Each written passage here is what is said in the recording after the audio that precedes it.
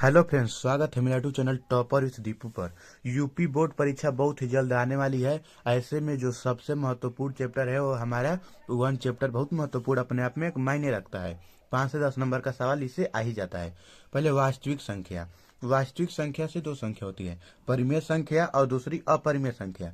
परिमेय संख्या उसे कहते हैं फ्रेंड्स जिसे पी बटा क्यू के रूप में लिखी जाती है, यानी जैसे शून्य, दो यानी दो का। अब कहेंगे आप, एक मिनट रुक जाइए आप, क्योंकि आप कहेंगे कि दो को हम कैसे पी बटा क्यू में, दो तो सिर्फ एक मान लिए हम पी, लेकिन इसे क्यू के यानी दो के बटा में हम एक तो लिख सकते हैं ना।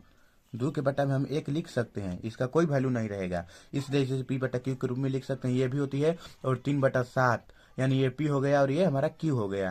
पी क्यू बी बटा क्यू भी कह सकते हैं और ए बटा बी भी कह सकते हैं, कुछ भी यानी यहाँ पर आप मान सकते हैं।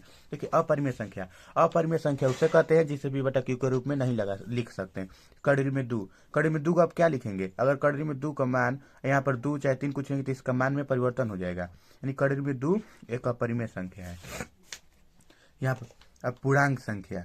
पूर्णांक संख्या उसे कहते हैं फ्रेंड्स, जैसे पूर्णांक संख्या आप समझिए 1, 2, 3, यानी प्राकृतिक संख्या भी हो और प्लस शून्य भी हो इसमें। और ये बात है इसमें कि -2 भी हो सकता है और +1 भी हो सकता है। +1 यानी कि आप सीधे सीधे उदाहरण ये समझ सकते हैं, प्राकृतिक संख्या के साथ साथ पूर्ण संख्या को भी सम्मिलित करके, पूर्ण संख्या यानी शून्य में से पूर्ण संख्या होता है, शून्य एक पूर्ण संख्या है, यानी कि -2 + 2 और शून्य भी सम्मिलित हो और प्राकृतिक संख्या भी सम्मिलित हो, उसे हम पूर्ण संख्या कहते हैं। अब पूर्णांक पूर्णांक कहते हैं, सॉरी फ्रेंड, हम पूर्ण संख्या कभी करें पूर्णांक कहते हैं। अभी हो गया फ्रेंड्स हमारा पूर्ण संख्या। पूर्ण संख्या किसे कहते हैं फ्रेंड्स? अभी मैं एक और कागज ले ले रहा हूँ इस डायरी में से।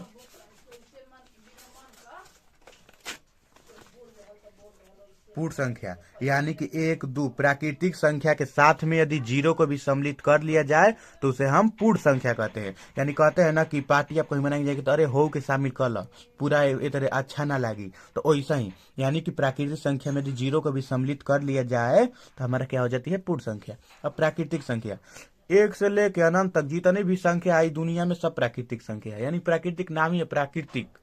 यानी एक से शुरू करके जहां तक आप ले जा पूरा प्राकृतिक के बाद। देखो सम संख्या के कहल जाला। सम संख्या उसे कहते हैं दोस्त जिसे 2 से विभाजित हो, जैसे 4, 2 से कट जाएगा, 2 से कट जाएगा, यानी जो 2 से कटे। विषम संख्या उसे कहते हैं जो 2 से न कटे, यानी वो 3 से कटे। भाज्य संख्या किसे कहते हैं? भाज्य संख्या उसे कहते हैं जो 1 से कटे, स्वयं से कटे, यानी स्वयं से कटे, 1 से कटे, 1 से कटे, स्वयं से कटे और एक और अन्य संख्या से कटे। तो आप समझिए यहाँ पर 2 है, 1 से कटेगा और सिर्फ स्वयं से कटेगा, तो यानी कि ये हमारा भाज्य संख्या नहीं है।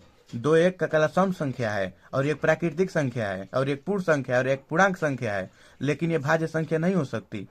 2 एक का भाज्य संख्या हो सकती है। पहले भाज्य संख्या को समझे। तो अब जैसे 3 में 2 वाला हलिया बा, तो अब 3 के बाद हम सीधा 4। देखिए 4 1 से कटेगा, 2 से कटेगा और 4 से कटेगा, यानी इसका 3 गो हो गई। 3 गो इसका भाज्य गुणनखंड हो गया, यानी जिसका 2 से अधिक गुणनखंड हो, जिसका 2 से अधिक जिसका भाज्य अभाज्य गुणनखंड हो, उसे हम कहते हैं भाज्य संख्या। आप समझ याद रखिएगा, सबसे छोटी भाज्य संख्या 4 होती है। सबसे छोटी संख्या भाज्य 4 होती है। अभाज्य संख्या जो 1 से कटे और स्वयं से कटे, सीधा सीधा बात है कि वो 1 से कटे स्वयं से कटे, जैसे कि 23 हो गई, 1 से कटी और 23 से कटी, अन्य संख्या से ना कटी। अब देखिए सभाज्य संख्या किसे कहते हैं?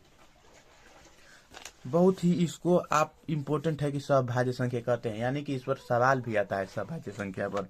अगर आप समझ लेंगे ना तो आपको सिद्ध करने में प्राकृतिक संख्या परिमेय संख्या देरी नहीं लगेगा। देखिए सभाज्य संख्या उसे कहते हैं जैसे कि जिसका मौसा पर 1 हो, यानी जिसका एलसीएम 1 हो, यानी जैसे 2, 4 कैसी संख्या है बताइए आप? ये सभाज्य संख्या। देखिए इसका गुणनखंड क्या होगा? 2 होगा, 1 होगा, इसका 2 होगा, 1 होगा, यानी इसका गुणनखंड क्या हो गया? एचसीएफ इसका 2 होगा, तो यानी ये नहीं है। जिसका मौसा पर 1 हो, यानी 8, 25, 8, 25, यहाँ पर हम लिख सकते हैं 9 और 25 भी लिख सकते हैं, यानी कि कोई इसमें कॉमन ना मिले, इसका कोई कॉमन ना मिले, सिर्फ 1 मिले। एक तो हर संख्या मिलता है, यानी इसको अभाज्य संख्या में कुछ अभाज्य संख्या जैसे कुछ है, यानी कि दोनों में तालमेल ना खाए। एक सम हो तो दूसरा का को भी सम लगभग रहना चाहिए। अब अगला पेज पर आते हैं फ्रेंड।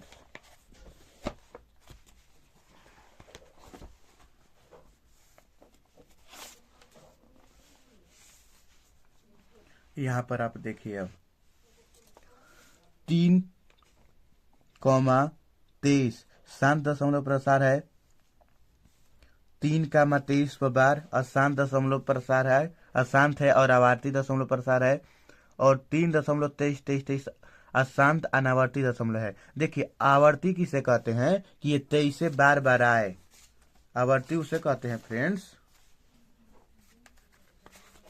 अभी मैं फिर एक पेज ले रहा हूं।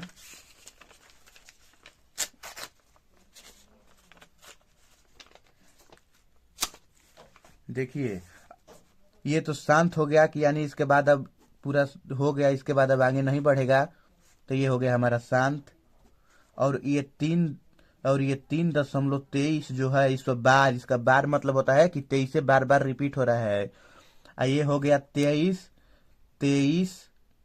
अब फिर 23, फिर कभी 33 भी हो जाएगा, यानी कि संख्या बदल रही है, ये नहीं ये आवर्ती हो गई और ये अनावर्ती हो गई। तो अगर कोई पूछ देगा कि इस तीनों में परिमेय संख्या कौन सी है, तो आप साफ साफ ए और बी परिमेय संख्या है, क्योंकि अशांत दशमलव प्रसार है और ये अशांत दशमलव प्रसार है, परंतु एक ही संख्या को बार बार रिपीट कर रहा है, यानी ए व बी परिमेय संख्या और सी एक अपरिमेय संख्या है। ध्यान दीजिएगा इसको। अब यहीं पर आपसे कुछ पूछ देगा कि पाई कैसी संख्या है, तो देखिए ये वाला जो पाई है ये है एक अपरिमेय,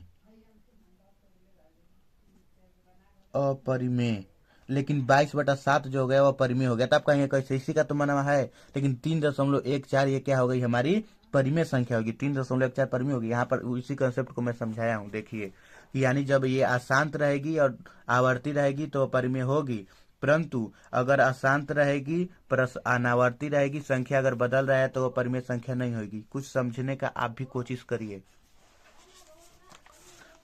देखिए अब आप कोई से पूछ देगा, आपसे कोई पूछ देगा परिमेय संख्या में यदि जोड़ेंगे और घटाएंगे तो हमें क्या प्राप्त होगा, तो फ्रेंड्स परिमेय संख्या में आप जोड़ेंगे या घटाएंगे तो आपको हमेशा ही अपरिमेय संख्या प्राप्त होगी। यहाँ पर उदाहरण देख लीजिए, 3+2 में जोड़ 3+2 या 7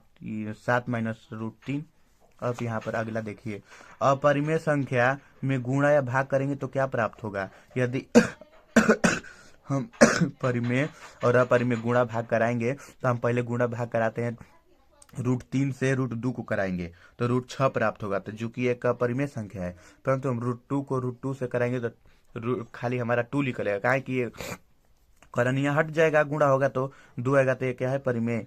यानी साफ साफ पता चलता है कि कभी अपरिमेय होगा तो कभी परिमेय। मैं आशा करता हूँ कि आपको इतना समझ में आया होगा। अब हम अगला टॉपिक पर आते हैं, अपना सवाल पर।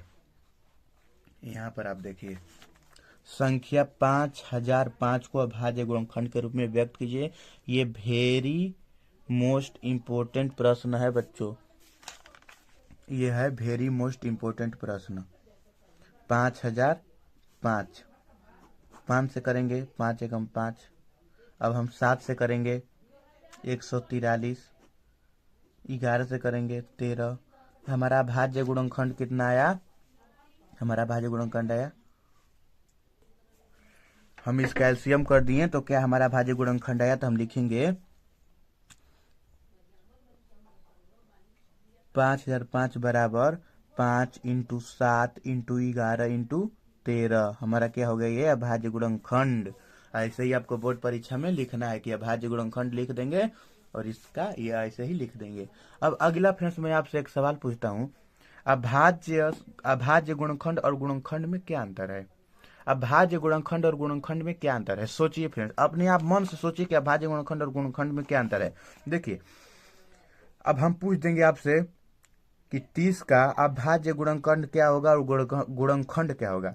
देखिए दोस्तों, अभाज्य गुणनखंड इसे कहते हैं जिसमें 30 को हम क्या लिख सकते हैं, पहले आप ये समझिए 30 को हम क्या लिख सकते हैं, 5 × 6, 1 × 30, और किसे 30 होता है 10 × 3 लिख सकते हैं। तो ये हमारा हो गया गुणनखंड, लेकिन हम इसको लाइन में लिखेंगे 2 से, पहले 30 को 2 से कटाएंगे 15 हो गया, फिर 3 से कटाएंगे 5 हो गया, 5 × 15 तो 30 हो गया, कट गया। तो यानी कि अभाज्य गुणनखंड उसे कहते हैं जिसमें सिर्फ अभाज्य संख्या, यानी सभी एक अभाज्य संख्या है, परंतु गुणनखंड कोई कहेगा तो गुणनखंड ये भी हो सकता है, ये भी हो सकता है, लिख सकते हैं। तो इसको समझिए, एक कॉन्सेप्ट है ये। अब अगला पेज पर हम चलते हैं।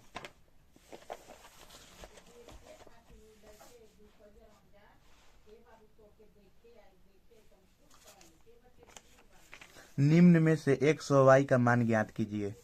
देखिए 7429, ये हो गया हमारा 17। यहाँ पर x का मान पूछ रहा है, यानी कि इसमें जब भाग देंगे तभी ना हमारा x का मान पता चलेगा। तो हम इसमें जब भाग देंगे तो 437 आएगा, तो यानी यहाँ पर हो गया हमारा 437। अब यहाँ पर y ये हमने पहले से लिख दिया है 23, लेकिन आप इसको सोचिए कि यहाँ पर नहीं, रुकिए मैं अभी इसको टोक दे रहा हूँ तो आपका माइंड भटकेगा। यहाँ पर मैं लिख दे रहा हूँ y, यहाँ पर आप y का मान बताइए। तो जब 437 प्राप्त हो गया, फिर यहाँ पर 19 इसमें जुड़ा है तो